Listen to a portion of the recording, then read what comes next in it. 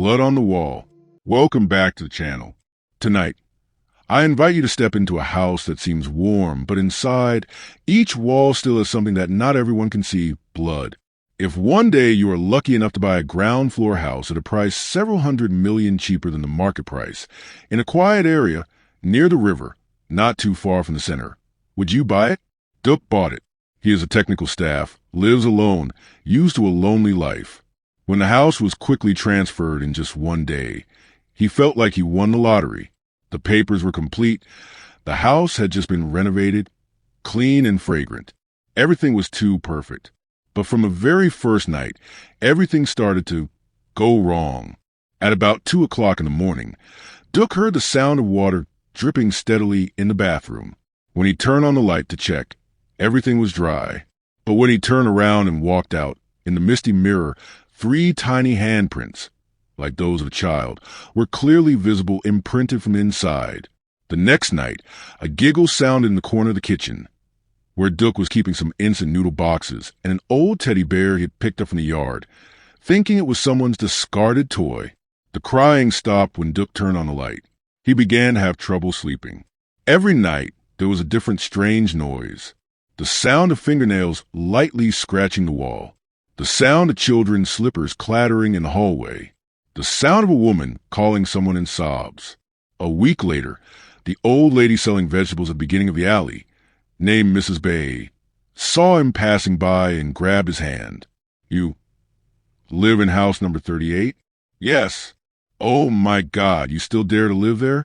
Then she told. The house was the scene of a fire 3 years ago. A single mother and her 6-year-old daughter were burned alive. They temporarily lived in their sister's house. The owner of the house, because they didn't have enough money to rent a room. One night, due to a family conflict, a fire broke out in the bedroom. When the neighbors broke the door and rushed in, the mother and child were burned beyond recognition. The police concluded that it was an electrical short circuit. But people around here said that the night before the fire, someone heard screaming and hoarse begging. After that, the house was abandoned. The windows were broken. The walls were moldy. No one dared to go near it. But just a few months ago, someone hired a group of workers to come and completely repair it. Lay new tiles, whitewash, replace the door, and then sell it. After listening, Duke could only smile. He thought he was psychologically affected by living alone and being haunted by ghost stories. But the fear became more and more obvious. One night, he dreamed of a child sitting on the edge of the bed, his whole body burned, his hair falling out in clumps. The girl reached out her hand, her voice hoarse. "Uncle, it's cold. Please lend me your skin." When he woke up, Duke found that one corner of the bed sheet was scorched, as if someone had used fire to warm it. He went to find a teacher, not a shaman, but an old monk from a temple near the river. After hearing the address, the teacher was silent for a long time before speaking softly. "The girl can't go anywhere. She's waiting for someone to speak." Duke returned home, preparing to make offerings. But that night, before he could prepare anything, he was awakened by a scream from the back of the house. He ran out, stopping in front of the warehouse door, where the day before there were some burnt pieces of wood that he hadn't had time to throw away. On the door, there were bloody handprints stretching down to the floor, and the words, "You guys burned me." Duke had no more doubts. This was not an accident. It was an injustice. The next morning, he tried to arrange to move out, only to find that his belongings had been turned upside down. The old teddy bear was now lying in the middle of the yard, torn apart, and inside was a piece of burnt cloth with faint blood stains. At the same time, Duke's phone displayed a new notification. An article dug up from 3 years ago. The house burned down a mother and child. Neighbors denounced a murder case. Duke read each line. Each line, the victims were a woman named Knock and her daughter named Lon. The mother and daughter were blocked in the door, doused in gasoline. The older sister gave a vague statement, and then secretly put the house up for sale. The old story was buried, but the resentment was not. On the last night, Duke had just laid down when he heard the sound of children's slippers approaching. Unable to move, he saw the little girl, completely burned black, standing at the end of the bed, her eyes sunken and bleeding. The little girl said one last time, "Uncle, don't forget." Tell me again. Blood on the wall. A house that was once stained with injustice, fire, and blood. A small soul that has never been released. Not all haunted houses are bad, but if the dead carry resentment, then the living cannot rest in peace. After Mr. Tin's death, the house was officially sealed by the local government. But no matter how tightly it was locked, every night the people around still saw the lights flashing in the house, the shrill laughter of children echoing mixed with the mournful cries of women in the middle of the night. Some people swear that they saw a tiny arm pushing open the second floor curtain, just for a moment, then disappearing. Mrs. Two, a porridge seller nearby, went to get water one night after setting up shop, clearly heard the sound of the iron door opening and closing behind her.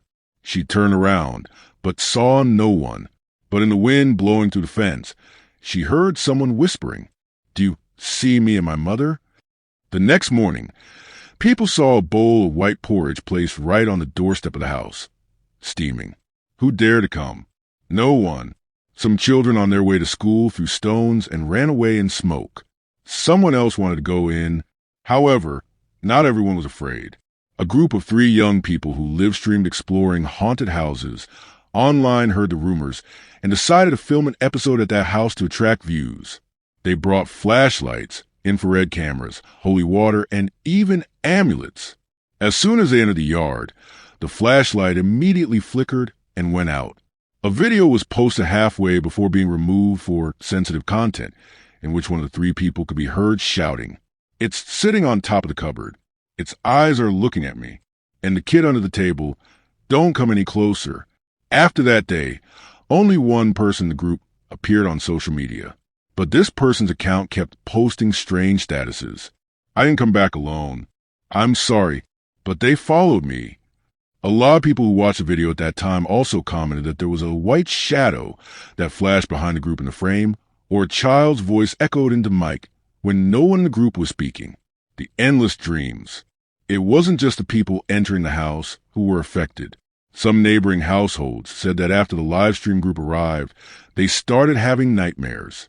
Uncle Ba, a motorbike taxi driver living next door, said that whenever he fell asleep, he would dream of a long-haired woman standing at the foot of the bed. She didn't say anything, just held a little girl, her hands trembling, her eyes bulging, staring at him as if she was blaming him. One day, he dreamed that he was curled up in the bathroom. Water overflowed from the tub, black as oil. Then from the water, a white hand reached out and grabbed his ankle, pulling him down.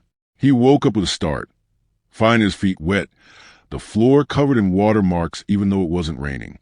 From then on, he left home, not daring to return to his old place. The forgotten diary pages. A local official, while reviewing the house's records, accidentally found a small diary stuck behind a wooden cabinet on the second floor. The old, yellowed notebook, the cover scorched in one corner, belonged to his mother years ago.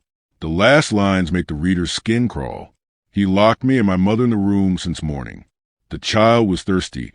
Her eyes were red from crying. I heard the sound of a lighter. There was a smell of gasoline.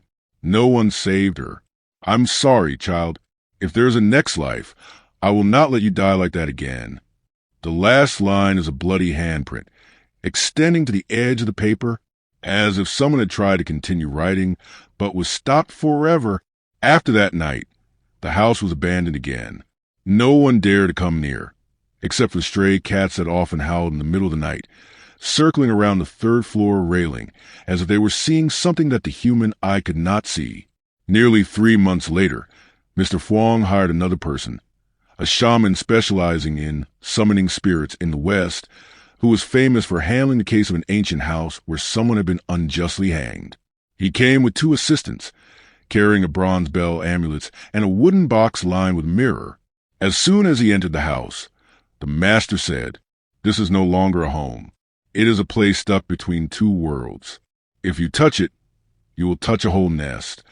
The spirit summoning ceremony began at the hour of Dan. The mirror was placed in the middle of the house, facing the ceiling. Surrounding it were circles of 5 color powder, and 3 red candles were placed in different directions. The master rang the bell, chanted a mantra, then sat cross-legged with his eyes closed. About 15 minutes later, the middle candle suddenly burned high as if blown back by the wind.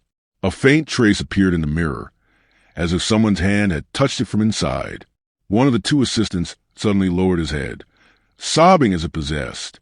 This person's mouth emitted a shrill voice. Give me back my child. He's still so young. He doesn't know anything. Why did you lock the door? Why did you pour gasoline? He's in so much pain." The whole room was as cold as ice. The second candle suddenly went out. The mirror cracked. The rest of the group shouted, "Someone is standing behind you." The teacher was motionless, opened his eyes, but his black pupils seemed to be sucked into the darkness. He fell backwards onto the floor, blood flowing from his mouth.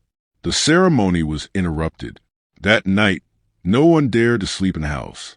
The teacher was taken out and lay unconscious for 3 days and 3 nights. When he woke up, he only said one sentence and decided to retire. I didn't call them up. They were waiting. They just needed someone to open the door. The story wasn't over yet. I thought that after all, the house would be sealed and locked forever. But a few weeks later, someone new put down a deposit to buy it. A young couple from the countryside who didn't believe in spiritual things. They were introduced as an unfinished house due to the previous owner's bankruptcy, priced 40% cheaper than the market price. A neighbor named Man saw the couple bringing a 4-year-old girl. The little girl was very good, but from the afternoon she moved in, she kept staring at the corner of the 3rd floor hallway, then asked her mother, "Why is that girl crying all the time, Mom?" Her mother laughed, thinking the little girl was imagining things. But that night, a quiet cry came from the bedroom they had just chosen. Not loud, not clear, just like a small sob on a blanket. Her husband jumped up, turned on the light. No one was in sight. But their daughter, who slept in the next room, sat in the corner the next morning, saying nothing. She just held a small nightgown like a doll, old and soaked in cold water. A week later, Mr. Fuang decided to ask an acquaintance to take her to the big temple in Hannam, a place that was once famous for having a shaman who specialized in exorcising haunted houses using the ancient Moklin ritual. But before he could go that night, he dreamed that he was standing in the middle of a room on the 3rd floor, his hands tied tightly, surrounded by blurry black shadows whispering, "Blood is not enough. Don't go. Stay. Stay forever." He woke up, his back drenched in sweat, but his feet still had the marks of the rough cloth bindings, as if he had just been dragged from a dream into reality. From that day on, every day, he burned incense 3 times. Morning, noon, and exactly at 3 a.m. lunar time. But strangely, every 3rd stick of incense, the incense always went out when it was half a stick left. One day, the incense ashes did not fall, but twisted in midair, as if someone had twisted them. Then something happened that made him collapse. The black cat that had stood at the gate suddenly disappeared. But then a foul smell rose from under the stairs on the 1st floor. When he opened it, he saw its body hanging upside down, its eyes gouged out, and on its belly there were red, squiggly letters written in blood, like a child scribbles. No one could read them. That night, he turned on all the lights, turned on the speakers to recite prayers throughout the house. But at exactly 2:33 a.m., the circuit breaker and all the electricity in the house exploded, making his eyes go dark. In the absolute darkness, he heard a whisper very close to his ear. "Living people are not allowed to be here," accompanied by the sound of children crying, but not one child, but many at the same time, crying intermittently, choking, as if they had been drowned together in this house. Spiritual energy gathers. Ghost nest begins to form. A geomancer was later invited to see the dragon vein and revealed the truth. This house is not just a place where people die. It is a place where grievances are buried. The fire in the past was not simply an accident. It was a failed ritual. Someone once used this place to suppress, but instead of suppressing, it caused a negative energy to rebel and gather into a ghost nest, an extremely rare form of resentful spiritual energy. If you die in the fire, your blood cannot be collected. Your soul cannot be liberated, and it turns into evil energy. And evil energy over time will devour the life force of anyone living nearby.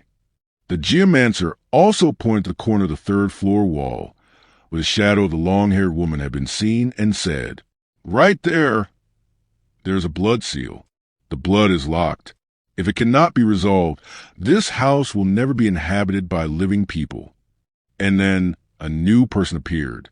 Not believing in ghosts, a group of YouTubers who specialize in filming spiritual decoding vlogs decided to ask permission to film one night in Mr. Fwong's house to make a new series. They brought along enough cameras, thermal cameras, magnetometers, and even ultrasonic recorders. Mr. Fwong warned them, but they just laughed, said they would camp for exactly one night, and then left. The result? That night, the live stream was interrupted continuously. The signal gradually weakened. When the thermal camera recorded the third-floor hallway, a black figure with a curved body clearly appeared, crawling close to the ceiling, eyes red like burning coal. Screams rang out in the middle of the night. Then it stopped abruptly. The next day, one of the three members was found lying in front of the gate, his hair white, his mouth wide open like someone whose soul had been snatched away. The remaining two were missing and have not been found to this day. The only camera recovered from the first floor recorded the last part with the little girl whispering, "There are so many of us. Each one has to share a little bit every night." After that night, the wife began to have nightmares continuously. Every morning, she would suddenly wake up with a whispering voice ringing in her ear. "No one believes me. No one saves me." Once, she screamed because she felt someone pressing on her stomach. Mr. Fwong jumped up, saw his wife's face pale, sweating like a shower, and her hands were clutching the air as if someone was sitting on her chest. From that day on, he took his wife and children back to her parents' house, while he stayed to look after the house. But every night was like hell. He turned on the lights everywhere, played Buddhist scriptures all night, but the light still flickered. The sound was sometimes loud, sometimes soft, as if muffled by the waves. One day, the TV turned on by itself. The screen went blank, then a blurry human face appeared, with sunken black eyes and a mouth that kept repeating the same sentence. "Give me back my blood." He threw away the remote, unplugged the TV, but the screen was still glowing for nearly 10 minutes before it turned off. The moldy diary. Once, when cleaning the ground floor warehouse, he found an old chest. Inside were a few children's toys, a broken silver necklace, and a small moldy notebook with the cover labeled Non, 2017. He opened it. Each page was stuck together, smelling of dampness, but he could still read the scribbled lines. "Mom said I would have a new dad tomorrow. I don't like it. I hate that person. He kept looking at me. He locked the door tonight. Mom cried. I hid under the bed. There was blood, a lot of blood. Mom lay still, didn't wake up anymore. The last page had a small handprint in red ink, and underneath it was written in crooked letters, I'm so cold. I'm afraid of the dark." Mr. Fwong was stunned. The woman in the house could be Nan's mother? The murderer was the new father the child had mentioned? Could it be that this place had once been the scene of a family crime that had been hushed up? The shadow in the mirror. That night, he passed by the bathroom and accidentally glanced at the mirror. The dim light reflected behind him was a shadow standing straight, very close. But when he turned around, there was no one. However, in the mirror, the shadow was still clearly visible, still standing there. At this moment, the shadow was no longer standing still. It slowly tilted its head to one side, as if examining his reaction. Then it slowly raised its hand, pointing straight at the back of his neck. A cold breath spread out. His heart was pounding. He shouted loudly, smashed the mirror. Blood flowed from his hand, dripping onto the white tile floor. Right where the blood fell, it gradually seeped in, then disappeared as if sucked into the cracks between the tiles. The final warning. The master pondered for a moment, then continued. His voice was low, but each word was clear as a nail. These three souls did not die at the same time, but died separately. But they were imprisoned in the same place. Because this place is a blood-killing nest. Mr. Fuang shuddered. What do you mean by blood-killing nest, Master? The Master pulled out a hand-drawn feng shui map, placed it on the table, and pointed to the house's location. This place used to be a low-lying mound with an underground water source. When someone died unjustly and was not buried properly, and another person died, that place would accumulate negative energy called blood slaying. And once the blood slaying is sealed in the cement wall, no amount of worship will solve it. There's only one way. He paused. What is it, Master? Mr. Fuang asked impatiently. He looked straight into his eyes and replied, We must rekindle the old blood. Find the truth. Find the real burial place. We must let our blood relatives come perform an apology ceremony, offering the real blood of the family. Only then can we remove the root of the resentment. Otherwise, this whole family will be taken away one by one. Not dead, but swallowed up. Mr. Fuang was speechless. The teacher did not ask for money, did not stay, only gave a small piece of paper. Looking for someone named Nan, who died in 2017. Check the local records. There is a sign of the body. Only when you find it can you save your child. The secret search. 3 days later, Mr. Fuang followed the clues to the old ward, where the previous landowner used to live. Meeting an old cadre, he mentioned in a roundabout way the story of someone missing in the past. The old man shook his head repeatedly at first, but when he heard the name Nan, he suddenly froze. No, that people said the house burned down. There was no body, he stammered. Mr. Fuang handed over the moldy diary he had found, the one with little Nan's name written on the outside. The cadre turned pale. I remember that year. There was a fire in the house of a woman and her child, and then her lover died too. But her husband's family did not allow a thorough autopsy. They said it was an accident, then secretly bought another vacant lot to bury the mother and child. The address is somewhere in the other commune. Mr. Fuang immediately went to the vacant lot nearly 10 kilometers from his house. The grass was as tall as his head. There was a crude stone stele with no name engraved on it, only saying, 2017, unknown mother and child, rest in peace. He knelt down. His heart was pounding in his chest. He muttered, If you were Nan, if the child was your child, I would find a way to help you too. I don't know what happened, but I believe you were unjustly killed. The wind blew from somewhere, cold. Then he heard in his ear a soft whisper, Thank you, brother. That night, he prepared as the master had instructed, using his own blood, dropping a few drops on the 3 walls that had shown signs of resentment. But when he reached the 3rd floor wall, where he had seen dried handprints and eye prints, when the blood dropped, the wall began to bleed in reverse. Dark red streaks flowed down the floor as if the wall was bleeding. Mr. Fuang was horrified and stepped back when the door slammed shut. The lights flickered. The shadow of a woman appeared again, long hair, scorched skirt, one arm holding a rotten baby, the other holding a pair of bloody scissors. Mr. Fuang said that as soon as the ceremony began that day, the wind in the house blew up. The glass doors on the 3rd floor shook violently. The chandelier in the living room swayed, swaying as if someone was kicking the wall. The master sat in the middle of the house, reciting the mantra for a while, then suddenly smoke came out of his head. Everyone was so scared. They thought it was a fire, but it wasn't. It was a hazy smoke, rising from the incense stick he was holding that didn't burn. The teacher sat there, eyes closed, sweat dripping down his shoulders, muttering, Go away! Leave no grievances to the living. Don't haunt the children. This house doesn't owe you anything. Go away. Then the teacher struck the bronze bell 3 times, each sound reverberating as if it were reverberating into the ground. The 3rd bell had just ended when a boom that shook the whole house rang out from the 3rd floor. Mr. Fuang and his wife ran upstairs, thinking the ceiling had collapsed, but no, everything was still intact. Only on the wall appeared a long black burn mark, as if something had been burned right there. After that ceremony, everything began to calm down. His daughter slept normally again, no longer talking to herself. His mother also stopped talking nonsense like before and started eating again. Only Mr. Fuang, Still occasionally saw a shadow of a person passing by the hallway, or a child standing on the third-floor balcony early in the morning, then disappearing in the blink of an eye. He was no longer afraid. He just felt heavy in his heart. But that peace did not last long.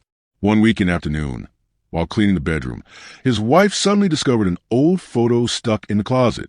On the back was written in purple ink, "Your birthday, 5 years old. Name, Lil Baonan."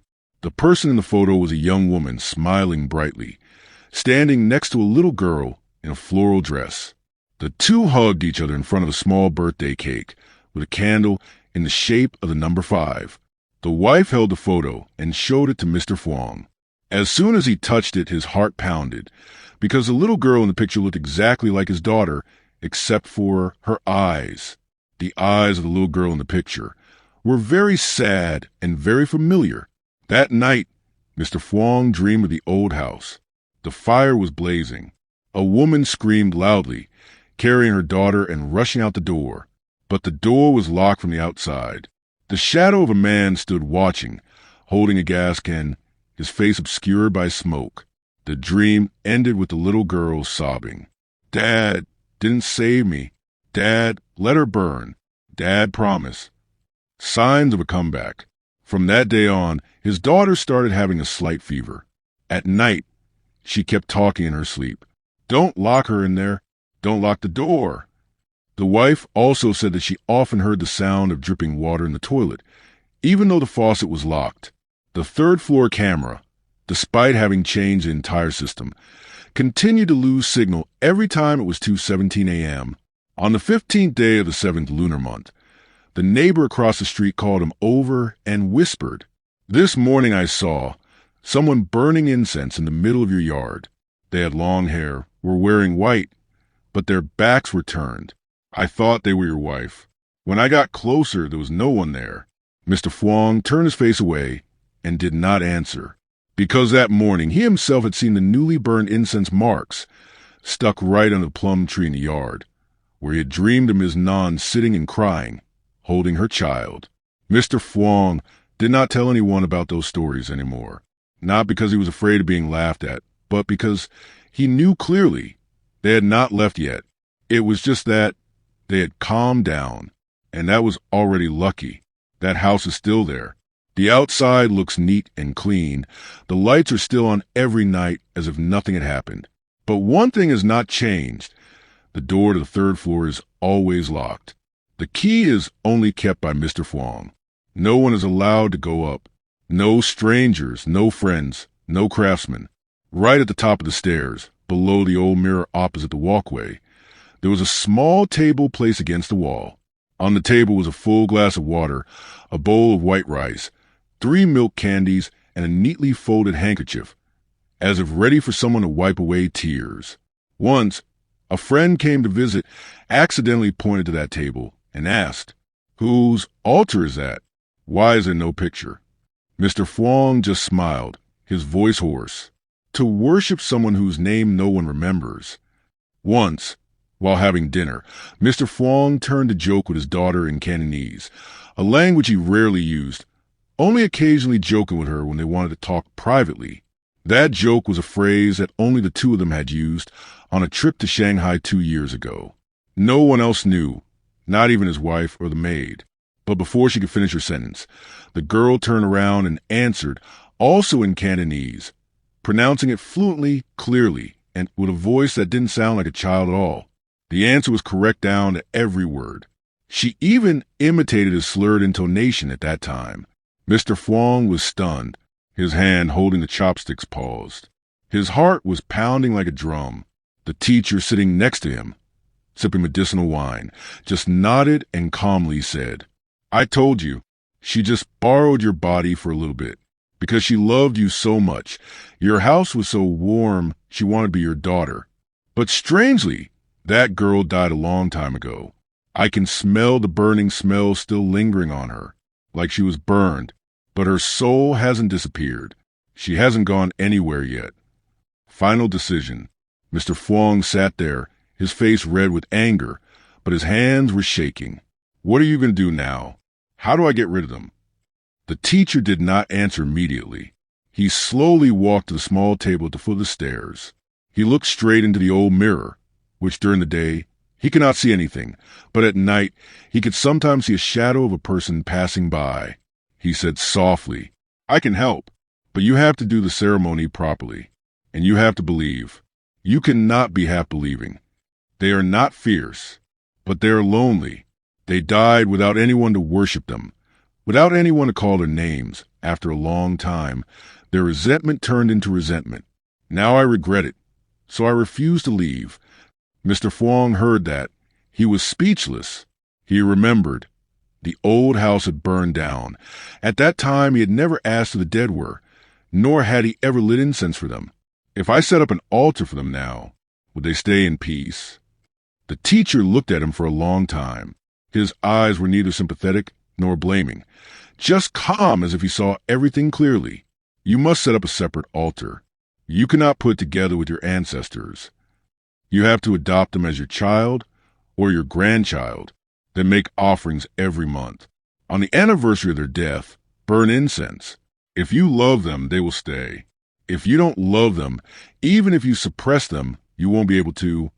And so from that day on the third floor, the place that used to be the center of so many creepy phenomena, where blood was seeping from the wall, where shadows were seen standing and crying every night, there's now a small altar. No photos, no names, just a bowl of rice, a pair of chopsticks, and a simple plate of fruit for those who have not been named. There are souls that don't need to be forgiven. They just need to be recognized as having existed. And when no one calls their name, they will stay forever in the darkness, waiting to be remembered one last time. After the story of Mr. Fuang said, "I have lived until now. I am not afraid of ghosts. I am only afraid of living people without love. They make trouble because they are not remembered. So I remember them, that's enough." Do you still remember Mr. Fuang's daughter? After that big offering night, she no longer played with Ms. Nan or her invisible friends. But one day, she suddenly said something to him that made him sit there all afternoon. "Dad, my second brother is gone. He said he will come back to visit me during Tet." And from that sentence, Mr. Fuang changed completely. He started going to market early, going to each stall of voter paper and choosing each item carefully, buying everything, to the point that the seller thought he was going to make an offering to the whole family. There was AO dye. There was AO BABA. Shirts, trousers, conical hats, scarves, red scarves, even flip-flops, school shorts, T-shirts with superheroes and princess dresses. He chose every item carefully. While choosing, he said to the seller, "I have a child. I thought, if my child dies and no one takes care of him, I hope someone will love him like I do." That afternoon, the teacher came by. He didn't make the offer in the house, but in the middle of the yard. The altar was placed near the entrance. The incense was billowing. The food tray was full. On the ground were 3 large bags. All of them were votive clothes, paper money, and a handwritten letter written by Mr. Fuang himself. Later, he recounted, it was a letter of regret. He wrote to the 7 deceased, apologizing for not knowing in advance, apologizing for not making the offering earlier, and he promised. Every year he would hold a memorial service. He would burn incense properly. He didn't ask for anything. He just asked for my daughter to be at peace. Don't let her see anything anymore. When he finished burning the incense, the priest didn't chant loudly. He just prayed softly. His voice was as soft as the wind blowing through cracks of old bricks. And then, you know what? Right when the last bundle of incense was about to burn out, the wind blew. A strange wind, cold but sweet. The smell was like grilled sugarcane, burnt rice, ashes mixed with something very old, very far away, but not smelly. Mr. Fuang said, "The wind goes in circles, sweeping from left to right, and then spreading to the roof. That means someone is gone." That night, no one had any dreams. His daughter slept through the night. Her mother no longer woke up screaming or crying in the middle of the night. And no one saw the 2 black naked shadows passing to the hallway every full moon day anymore. From that day on, In the 7th lunar month, Mr. Fuang's family always made small offerings. Not big, not elaborate, but always with 7 pairs of chopsticks, 7 bowls of rice. And every year, they changed to new paper clothes. He said, I don't see them anymore, but I know they're still there. But they don't destroy them anymore. Echoes, a final call. The following New Year's Eve, when everyone had just cleaned up the offerings and were getting ready to go to bed, Mr. Fuang's phone suddenly rang. No number, no name, only incoming call was displayed. He hesitated for a moment and then picked up the phone. On the other end of the line, there was no one.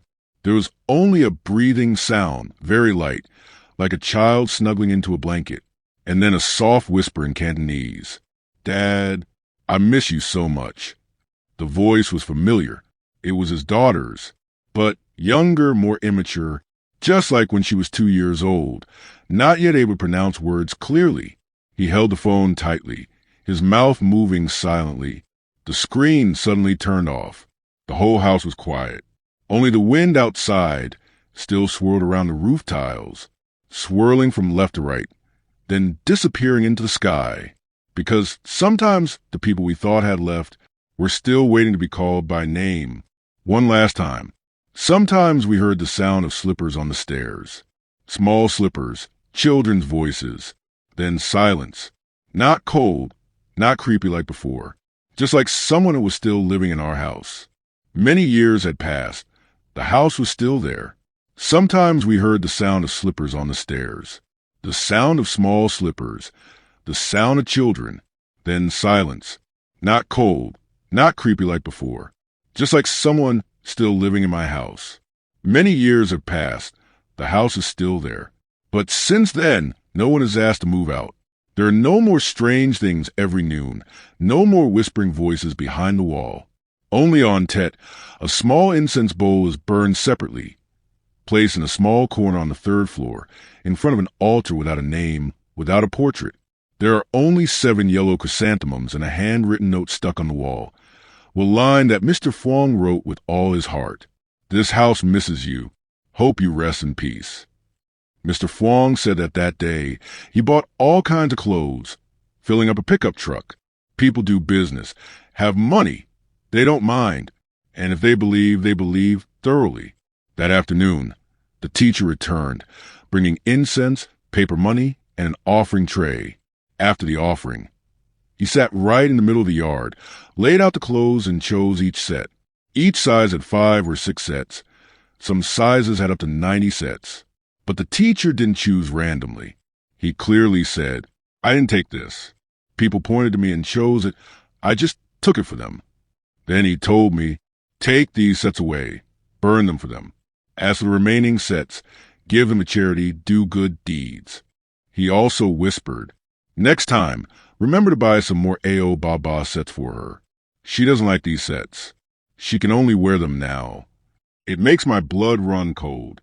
But strangely enough, from the day the offering was finished, the house was completely quiet.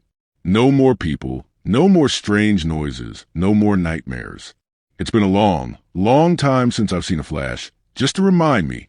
For example, one time, he forgot to turn off the charcoal grill while he was drinking. While he was sleeping, his foot was poked. When he woke up, he smelled a strong burning smell. He ran downstairs and saw the stove was on fire, and the house almost burned down. Then one time, his mother, who was still alive at the time, slipped and fell while going to the toilet. He said, luckily, my 2 friends helped me out. Otherwise, I would have been in there. In the following years, Mr. Fuang lived an extremely happy life. Business was growing. The family was happy. Nothing bad happened. Every time there is an anniversary or a worship service, he always leaves a glass of wine or a glass of beer next to him. After pouring, leave it there. No one touches it. But everyone knows who he is pouring it for. Today's story is a clear proof that the hidden person in the house is not always scary. Sometimes, as long as you don't run away, choose to talk, choose to understand, choose to live kindly with them, then things that seem to be haunting can become a silent companion, a house that was once marked by tragedy. with 7 lives lost in the fire, finally becomes a warm home, filled with laughter, light, and peace. The living live with the deceased. No resentment, no disturbance. Just coexist if there's enough fate, enough heart, and enough sincerity. That's why I say, not all houses with ghosts are bad. Not all ghosts are scary. If you meet the right person, who knows, they might bless you in the most dangerous times of your life. Sparkles, thank you for listening until the end of Dark Speak. If this story touches you, please leave a like, subscribe to the channel to continue to accompany you on the next scary and spiritual journeys. Best regards.